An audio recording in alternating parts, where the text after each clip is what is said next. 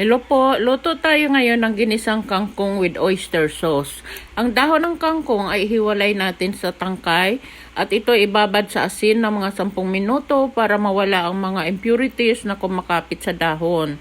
Ang malambot na bahagi ng tangkay naman ay atin ding himayin at ibabad din sa asin.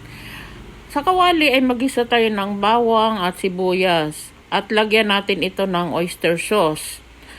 Tanggalin sa nakababad na tubig ang tangkay at yan ang una nating igigisa kasi matagal po yan maluto at kung isabay mo sa dahon ay malalata naman masyado ang dahon. Lagyan ng kunting asin at kunting toyo. At pag malambot na ang tangkay ay isama na natin din ang dahon. Siyempre maglalagay ka ng suka din. Parang adobo talaga. At yan, isama na natin ang dahon na tinanggal din natin sa nakababad na asin. Paghalo-haluin lang mabuti at ayan, pagluto na ay pwede na nating iserve.